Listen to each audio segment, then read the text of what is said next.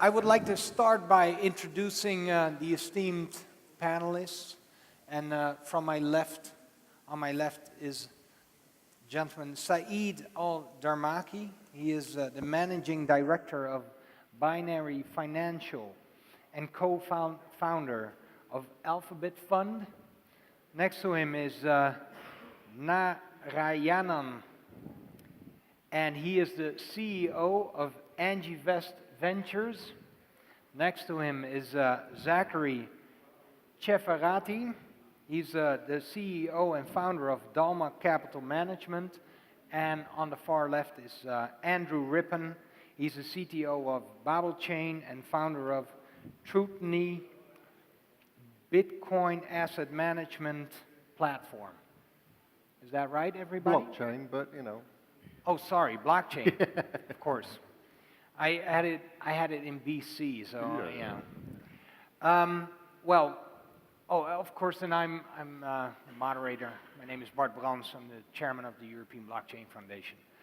Tokenization, tokenizing everything. I would like to introduce this discussion by quoting from an article I read recently, and it says, "How can tokenization of everything in the crypto world create a more liquid world? And will new markets radically change the dynamics of global trade for the better?" Question mark. The reality is there are $256 trillion of real-world assets, and most of these assets are still signified by paper and highly illiquid. With the advent of blockchain technology, however, this ownership could move from analog to digital, and we will possibly witness trillions of illiquid assets into the marketplace. I would like to begin, and if you don't mind, I'll take a seat. I would like to begin to ask you all what you think tokenization means. And can I start with you, Andrew? Sure. So I'm a tech guy, but I'm always saying technology is not always about technology. And in this case, I think tokenization is a very good example, because actually when you ask me what is tokenization about, I think it's the last step to true digital transformation. Today we have had digital transformation of all kinds of forms, but at the end of the day, there's always a piece of paper. So now we finally have a permanent digital record of transactions, of identities, of healthcare records, as we were hearing earlier, all kinds of things. And the tokens create also the potential for financial involvement, financial capability, and the incentive of gain. And these things have brought into technology a whole area which was not present, which is the ability to trust technology, the ability to, and that the profit model within some of these token models enables actually that trust and enables that security. So I think that tokens really are the last step to true, not last, but the next step into true digital transformation. Okay, thank you. Saeed, do you agree, or would you like to expand on what Andrew just said? Yeah, I agree on the whole. I'd just like to add that I believe that tokenization is utilizing blockchain and all the benefits that come with blockchain to transforming real assets into digital assets, and the whole process of getting those real assets onto a blockchain platform and in a token format, which is openly traded on many exchanges that are actually now starting to come up, and they're starting to set up the infrastructure, and they're trying to get on the market. So I also think that tokenizing assets obviously makes it more liquid, in a sense that instead of going through paperwork and red tape, etc., then if it's on the blockchain, then it's easy to manage all the data that comes with real assets. And then, for example, in the case of securities, instead of a startup actually waiting several years to have those securities liquid and traded on exchanges that are regulated, with a security token, you're looking at what I would say probably around 1 to 2 years for those tokens to be, security tokens to be listed on exchanges with significant liquidity. All right, thank you. Zachary, could you respond or add to that? Certainly. I think what's been discussed thus far are some of the advantages of digitization of record keeping of assets, and I think tokenization really is taking it a step further. There are plenty of assets that are not represented at all via any paper document. So it's not just about getting rid of paper. It's not just about representing ownership in the digital world. I think in order to understand tokenization, you have to take a step back and understand tokenization as an innovation in both the ownership and transfer of value, and what that actually means. So assets historically have either been owned by physical possession of that asset or via representation of your ownership on that asset on a ledger, right? And that ledger, particularly for assets that may be owned by multiple people or jointly, is maintained by a trusted party, a trusted intermediary, a trusted authority. It has been given the right to maintain the register of that asset. And when assets are transferred, if those assets are possessed physically, they're transferred via physical delivery of that asset.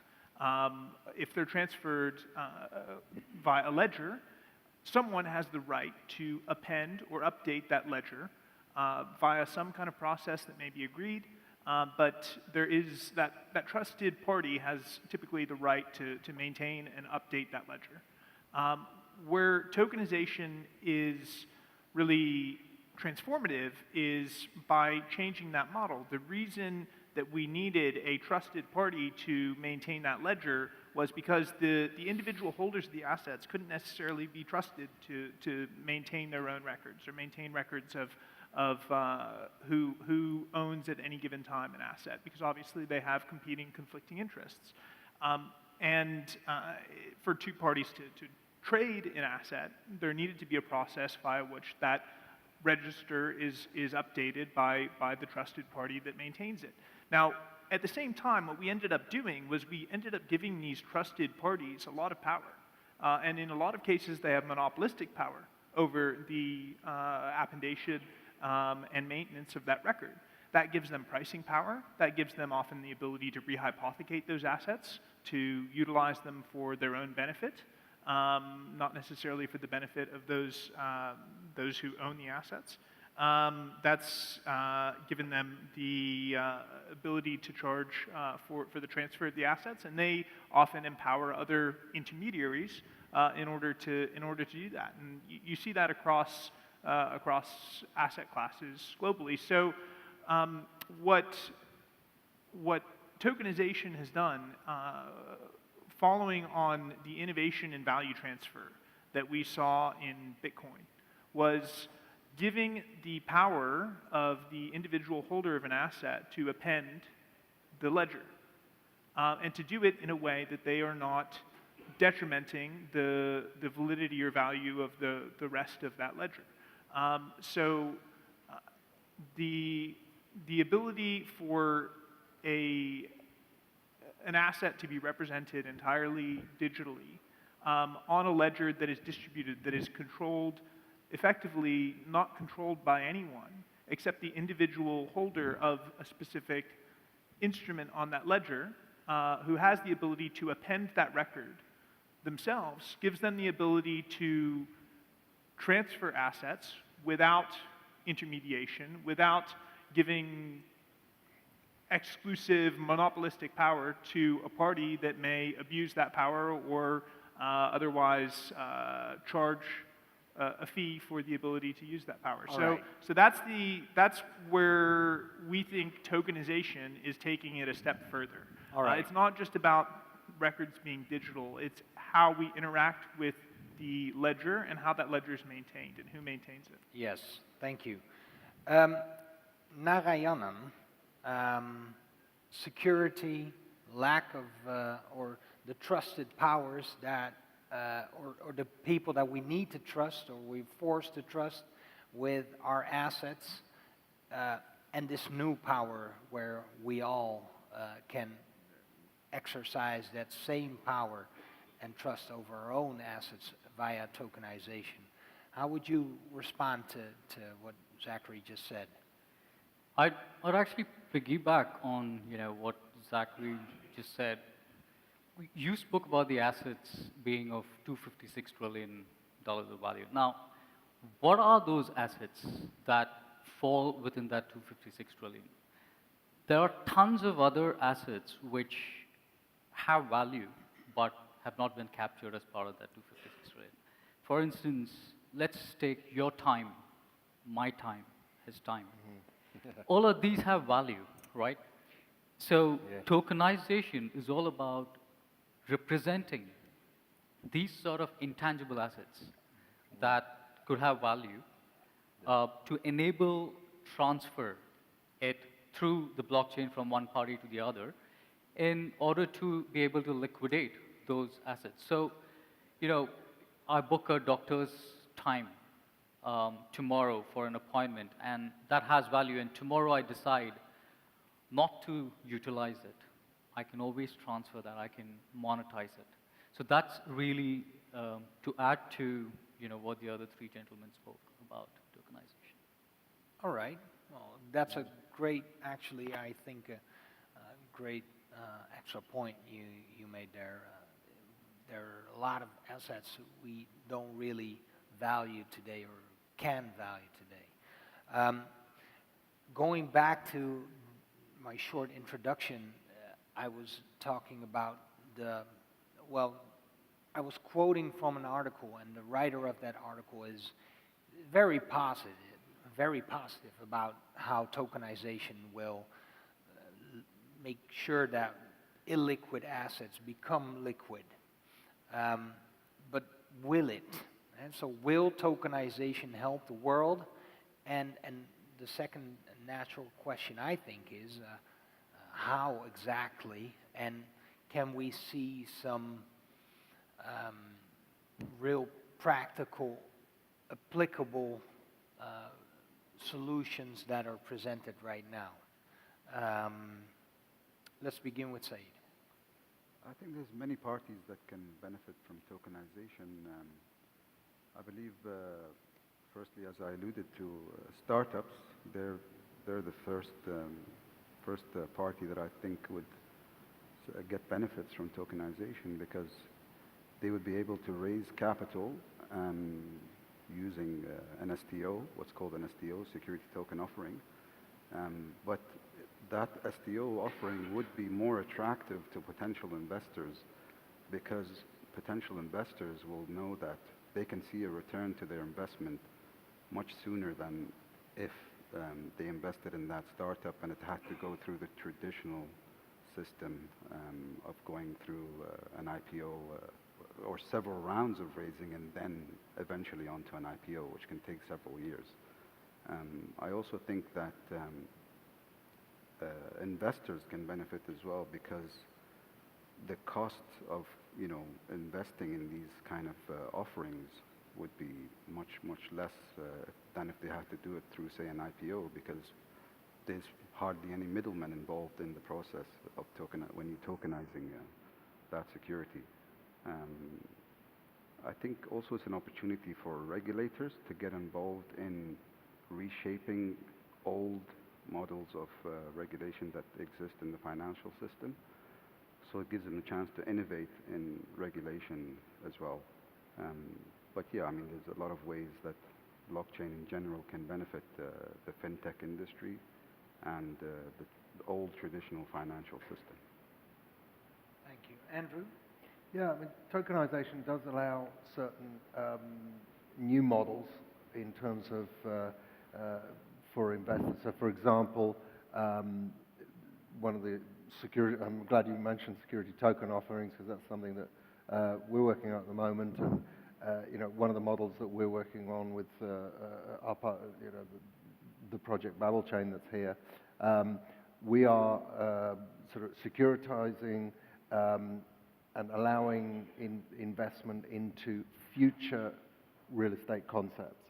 So what that enables us to do is solve problems for both the developers who are developing very innovative stuff and are not able to get the funding from the traditional channels, and investors who want to invest in certain high growth areas but may not have had access to it. So, for example, one project requires $55 million to complete. The traditional sources may not be so interested, but institutional investors who want to bring in parts of that can with the tokenization. So tokenization is not only about getting the masses and the crowd sale going and splitting it down into $10 chunks, but it's also about giving those institutional investors, a smoother run in terms of process and costs and time, most importantly. So time's also important for the developer in this case. So getting funds in a timely manner, but also having something else that we're doing, which is a truly digital and automated and immutable on the blockchain, having that registry of that token, because the security token is no longer like the old utility token, something that can just disappear. It is now a legal right for participation in that company. So we are adding onto it this whole concept of a guard for the security token. So blockchain asset management for your rights for that equity down the line. Just to challenge you a little bit. Yes. You were talking about larger financial institutions that would like to participate in projects that your example was 55 million. They might want half of that or something. We can do this right now with it might cost a little bit more time, a bit more money, but we can do this right now. Sure. So how will... What I meant was that it's not about just bringing it down into $10 slices, but it could be $1 million slices, or it can be slightly bigger chunks. It can be institutions in that sense, but not necessarily an institution that can take the whole thing, right? So we're still splitting it up. We're still doing that part, and we're still doing both institutions and the crowd capability. So I believe in getting that automation such that it's actually the same process. If I'm an institution or I'm a personal investor, I'm getting all the benefits of the automation, the automated KYC, and having that blockchain-backed registry of my rights against that equity. All right. Narayanan, Andrew was talking about how it will help not only for the bigger investor, but also for the $10 investor, right? And how many people do you feel would take such an opportunity? Is there really this big a market for people that want to invest $10 in a piece of a, let's say, real estate development plan worth $55 million somewhere in the world? And to get back to the question, will tokenization help adopting this and thus the world?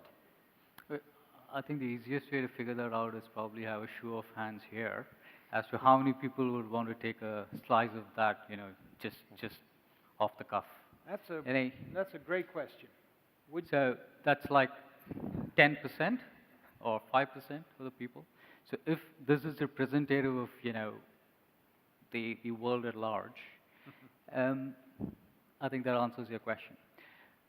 And I'm not sure why, but if I could speculate, why we could see only 5% of the people really showing their hands was probably because do we trust the system? So we're talking about decentralization. We're talking about, a vast set of nodes through which information passes through, transactions getting validated, and so on and so forth.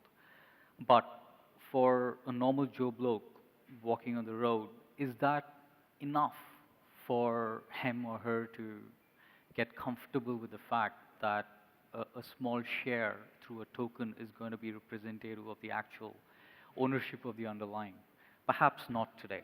So the adoption is going to, the adoption curve is going to be fairly, slow and maybe painful.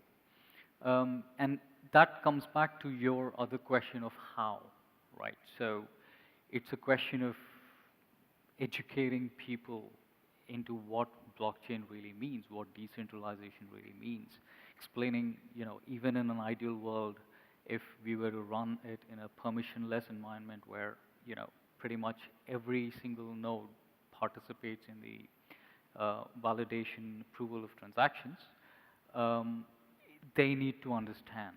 And at some point in time, there are always aspects, especially in real estate, where approvals need to be done off-chain, especially public registry or public notaries, where transfer of title needs to happen, off-chain. So those are, adoption challenges, and that's the reason I believe that, for this 5% to, come to anywhere close to 50%, we're probably 4 or 5 years away. Okay, well, Zachary, maybe you could expand on that point, because I would guess that most people in attendance at this forum are a bit more educated on blockchain technology or interested in it, which might, be a divergence of the people that are walking around outside of this beautiful establishment. And thus, it would, I feel, warrant some more explanation on how we can make sure that tokenization will change the world. Well, okay. So continuing on that and the previous two questions, whether we're going to see penetration in the masses, whether this is going to make assets more liquid.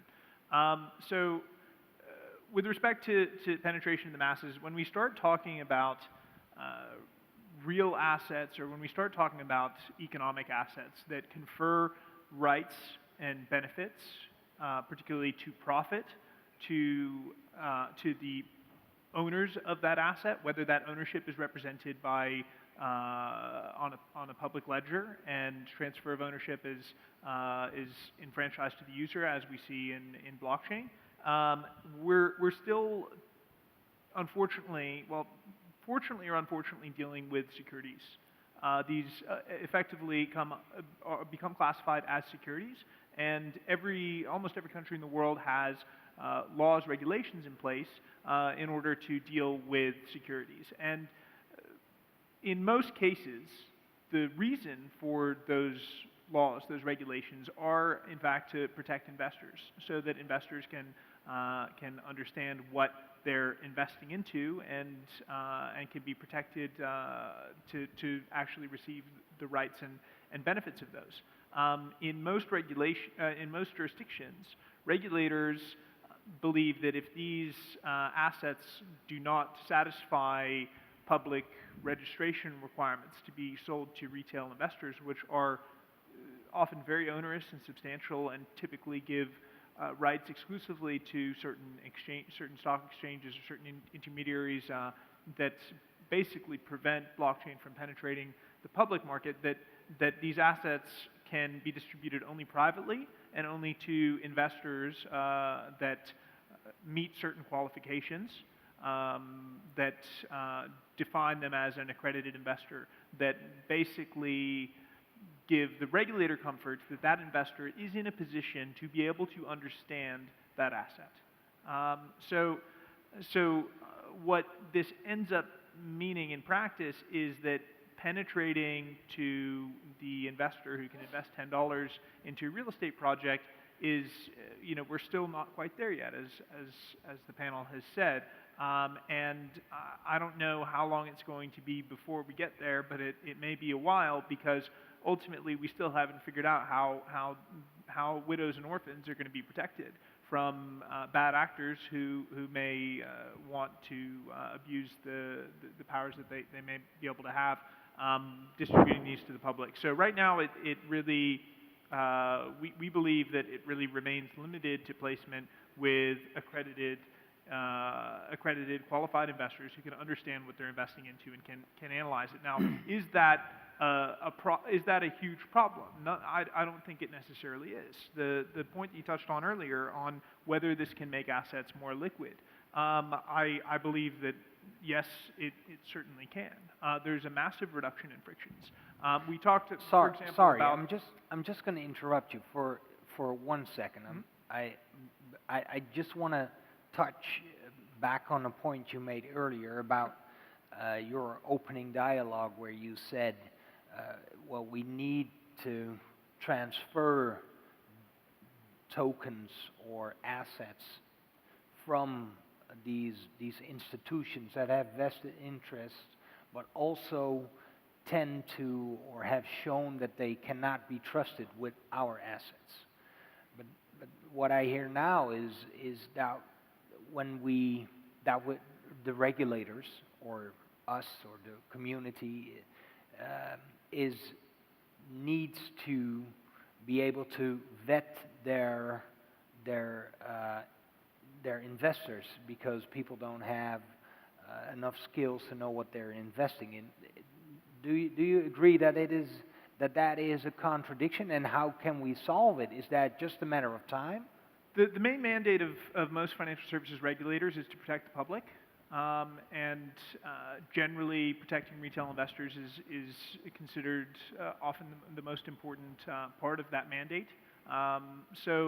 And when people are wronged, when people are scammed, they want to point the finger at somebody, and they point the finger at their government, their regulator. Why did you allow this to happen? I got duped. I shouldn't have been allowed to get duped. So the regulators they are responsible to the public for doing that. Now, I'm not saying necessarily that, I certainly don't believe that giving oligopolistic powers to a handful of exchanges, which are, and intermediaries, trust companies, custodians, the companies that have the clearing firms, is necessary in order to protect the public. The regulators still need to figure out how we're going to protect the public in a world where trusted intermediaries that are, in some cases, meant to be the watchdogs, preventing wrong things from happening, and have the entrusted power to do this. How are we going to prevent bad actors from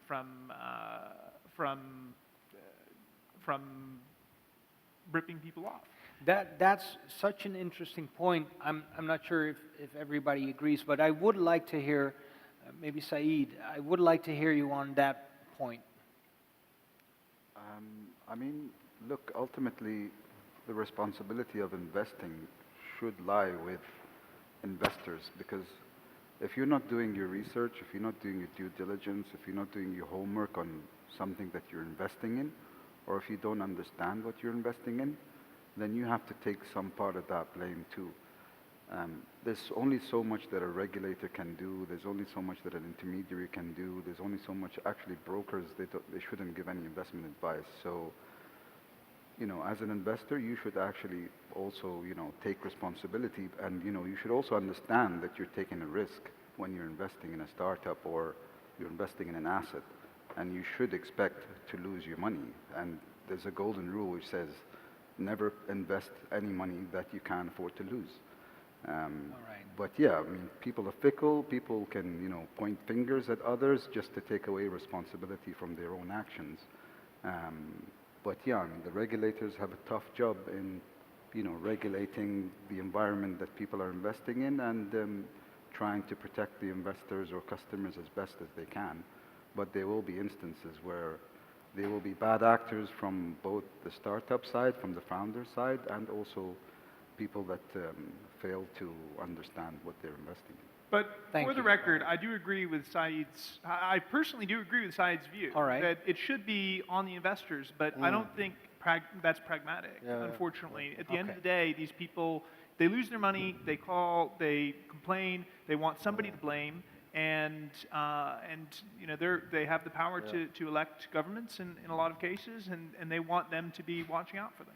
And That- I've always I- said, sorry, I've always said that being on the technology side of the equation, I've always said there's not one silver bullet, right? So there's been decades of regulation, and yet still huge things have happened, even recently. So what I've always said is now we have this, the possibility of this permanent digital record, the immutability of a digital record. We could start to use it to, over time, create transparency and create things like immutable identities and things like that all add up to a safer world for investors, so regulators, in effect, using the technology to help investors look after themselves. All right. Narayanan, I would like to hear your take on this as well.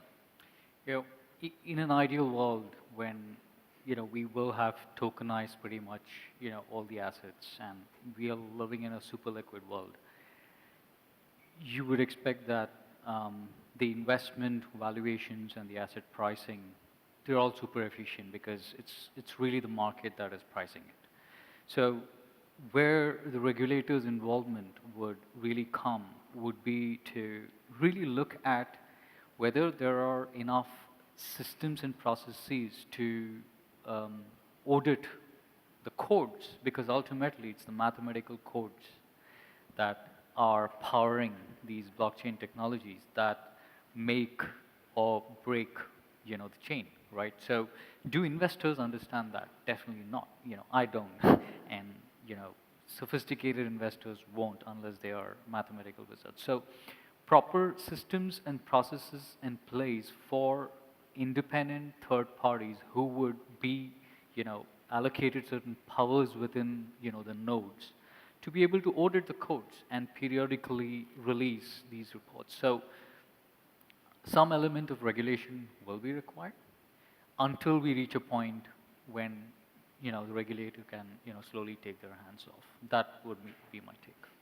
All right. Well, we have about 15 minutes left. I would like to ask you one more question, and then I would like to also ask the public if you have a question you might want to ask one of the panelists. But going for this last question, I always, when I'm in some sort of tokenization of everything discussion, I like to see a future where I can go to the bakery and purchase a bread with my Apple shares and perhaps, really try to tokenize everything. That's what I feel tokenization of everything means. Making sure that I can exchange my assets for someone who would like to have that asset. Is that maybe some too positive of an image? And if not, and if so, what is the time frame we're looking at until we can really start feeling this tokenization of everything? Zachary, would you mind starting? So I do think that there are certain practical limitations to tokenizing everything. I certainly am an advocate for tokenization, but again, I see the main value coming from the innovation in the representation of ownership and transfer of value. I think, for example, there's some areas that don't make as much sense to me. Real estate is one that I think makes a lot of sense. There's certainly benefit for fractionalization of ownership. There can be efficiencies gained for the owner, the tenant, the transfer, the enforcement of corporate actions, distribution, so on and so forth. But others I remain very skeptical on. A lot of people always seem to talk about tokenization of art, for example.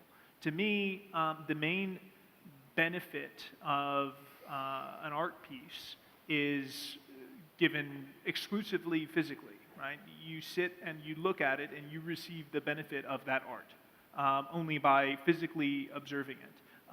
It is very much a physical asset, and I don't necessarily understand the benefit of tokenization of the ownership of that asset. I can see the benefit of tokenization for provenance and recording provenance of art, but I don't think it makes sense for someone to own 1/1,000,000th of a Picasso painting, because what benefit are they getting from the ownership of a token that supposedly represents 1/1,000,000th of Picasso paintings? But there certainly are, and maybe there is a benefit, but I think those kind of things come much later. Where we've seen the most progress is in currency. Crypto-currency was really the first application. And now we're seeing penetration into securities. We're dealing with the regulations in order to make that happen. So yes, there are limitations, but I think we will see it as more pervasive due to the efficiency that can be gained for it for the token holders and issuers. In terms of timeline, it's very difficult to say, but decades. Right. It will take a very long time. It took a long time to move to electronic trading, despite the technology being there for 4 decades. It did take decades for us to move to electronic trading of commodities, of stocks, of bonds, and even in those cases, you still have many assets that are traded predominantly physically. So it will be decades, but it's very difficult for me to pin it down. Thank you. Andrew, decades. I'm a little bit more, aggressive, and as our American friends might say, I've drunk the Kool-Aid, and I really believe this stuff. So, I'm a little bit more kind of aggressive about that, not because, as you're quite rightly saying, in the financial industry, it may well take that time, and when we're talking about the financial value of things, but I think where we're talking about tokenization use cases that allow all kinds of different things. So you were talking about time. I had a brilliant one on the radio this morning. It was saying emailing takes time out of companies, takes resources. Why don't employees get charged for emailing? I was thinking that's a token model, right? There are models. There are all kinds of models. I have another project called Fiducia, which is all about certifying educational certifications. So again, the person being involved is getting paid, and institutions are paying for that information. These are not models that require heavy regulation, although high value things that we've been talking about so far absolutely do. So I believe that there is going to be, in terms of the timeline, there is going to be a build-up of different use of tokenization. And the last thing I'd say also is that the coming generations are coming up. The generations that are coming up are used to living their life from this, right? So those generations are going to want to be able to invest or do their transactions now on this. And those people are going to be screaming out for those things. And the capabilities of blockchain to create this permanent digital record is one way that we can provide those solutions. Again, as previous panels have said, blockchain is not a technology that lives on its own. It lives with other technologies. So it's just an empowerment of some of these services that we could So not decades, but But we start to see, over the next few years, we start to see All things right. really That's- move that's- there, and then decades, it can take decades for certain things, for sure.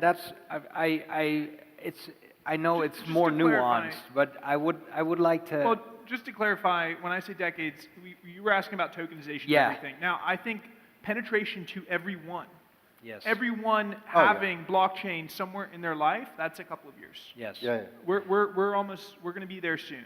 The adoption Yeah. curve of someone in somewhere in their life having a touch point that involves a blockchain, whether they know it or not, that's 2 to 5 years. Yeah. All right. Yeah. Saeed, 2 to 5 years, tokenization of everything, decades.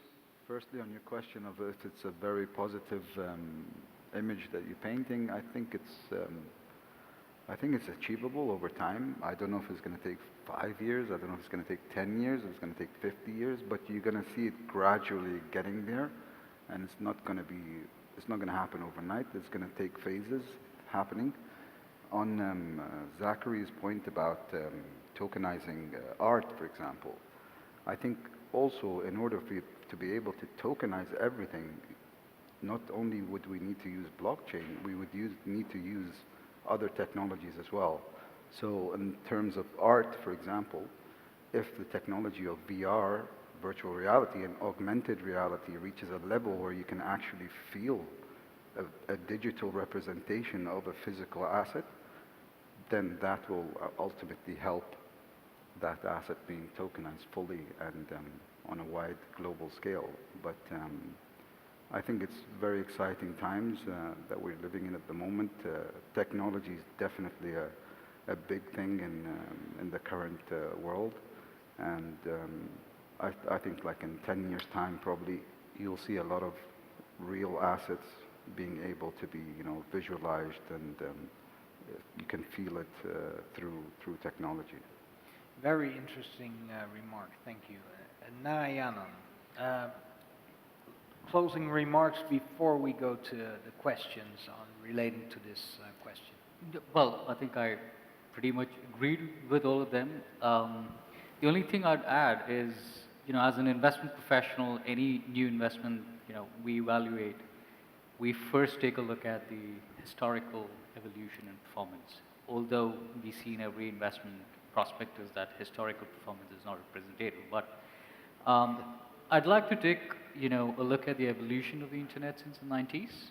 We saw the keynote speech this morning that, in the 1990s, when the internet began, it was just the internet of information, and then was used only as email, and then moved on to e-commerce in 95, and then by 2005, it was the social media, that started. So if you take cue from that evolution and look at the pace at which things are, developing today, with most governments being involved, most regulators being involved, I'd say, I'd be rather optimistic about, tokenization being embraced by the larger community. Thank you. I especially like what Zachary said about being involved in blockchain technology if you know it or not. I think that might be one of the biggest drivers of adoption, where technology, of course, it can be a driver of a new way of life, but it's never the only thing. And Saeed, what you said about the combination with VR is a very interesting one. I would like to thank you in advance, but I would also like to perhaps have the public ask. Yes, sir. Right here. And microphone is coming your way. Please ask your question and who you would like to address it to. Not to any one person in particular, but the question is that this tokenization of everything, though everything is a bit of an exaggeration, is it inspired in some way from the REIT phenomena in real estate? And if the genesis is definitely REIT, again, it's not so exotic. Real estate is never as cutting edge as blockchain or whatever futuristic things that we might talk about. But many aspects of it can give some, idea of how this tokenization of everything can evolve. Like, for example, in case of REITs, it's an income-generating property, heavily regulated, and there's a component of dividends which makes it exciting. and obviously that the core aspect remains the same, that a highly liquid investment can become highly liquid investment the moment you break it into several papers. So do you think that this REIT phenomena can really direct the future path of tokens? So we manage a $70 million REIT. I'd be happy to give Well, our. Zachary, please. But you raised your hand if you'd like to go first. Okay. So yeah, I mean, we see it as a next step in that progression. So we do manage a REIT. It is a great product. It gives access to a lot of investors, fractionalization, liquidity, so on and so forth. But there are a lot of frictions to creating a REIT. One major friction are the limitations of what a REIT can and can't do. So I can only hold 25% of my assets into non-developed, non-built-up assets. So I can't invest in development, which reduces the options that I have for investors. Now, for us, for a lot of REITs, that's not an issue. They're a yield play, but certainly that is a limitation. Some of the other limitations are simple costs. The quantum, the critical mass that you need in order to justify the registration, the listing, paying all of the intermediaries that are involved, the transfer agents, the administrators, the market makers, the exchanges, obviously lawyers, so on and so forth, in order the regulators themselves, in order to manage a REIT. Is quite onerous. The other thing is access. If investors in this room wanted to buy shares in my REIT, you have to have, there's still a minimum investment, you have to have the right account with the right institution, and that institution is going to charge you, their 150 basis point fee for giving you access to it. You're going to have to buy it through a broker who's going to take another 100 basis points or whatever the case may be, varying from broker to broker. So there are a lot of frictions for you to invest into a REIT. There's also a lot of frictions for the REIT manager to make distributions to the investors. When I want to pay a dividend, that has to go through the transfer agent, the administrator. That has to be settled to the various shareholders, and that's a costly, time-consuming, onerous process. So there is a lot of reduced friction. It can increase the efficiency of the management, the cost of owning and managing a REIT for both the investor and the sponsor of the REIT. It can create more flexibility. If someone wants a REIT that's doing development, they can't. That's not an accessible product. So with a security token, you could do that. Access. Sorry, would be much I would better like to response. hear Andrew on that part as well. Well, I would endorse everything Zachary's saying. And in fact, our Thrapney platform, the first name for that was micro REIT. And I would add two things to what, so completely agree with all of that. The reduction in cost and friction and the increase in availability is important. Two things I would add is also the diversity of the capability of investment and diversity. Some REITs retain quite a small number of property elements. We can look at a much wider park of properties, obviously making sure that the profitability is right. And the other thing is that we can start to look at automating also operations. So beyond the operation of the token holding, but actually automating operation of the property. So with the security token that is the ownership token, and also other token connected tokens. So for example, a tenant management, where we could actually give a tenant complete transparency on, for example, deposits. They could be lending that deposit and getting interest completely transparently, and that be held, and even be held in a smart contract where certain conditions mean that it is paid out to the tenant. So there's a load of things that we can do, not only right at the investment level, but also at the operation of the asset level. And you'll agree also that the IRR opportunities are often more attractive in areas that you can't invest in a REIT. We Yeah. have development properties here in Dubai and a redevelopment of a property in Manhattan that we couldn't do using a REIT structure because it doesn't tick the boxes. Yeah, yeah. I think I'll just add that a REIT as an investment instrument will be obsolete in 2 to 3 years' time. If I think we have maybe an opportunity for one more question. Is there someone else who, sir?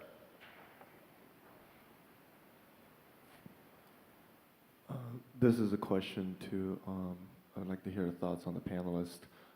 In light of we're heading towards the age where a lot of things are going to be tokenized, how do we see between the centralization and decentralization aspect where for us many assets are going to be perhaps on Ethereum or one of the larger blockchain ecosystem versus sort of running on a independent own ecosystem network? Would that lead to potential centralization problems similar to what we see in the traditional equity market or other similar financial industries? Thank you. Narayanan, could you speak on that for a bit?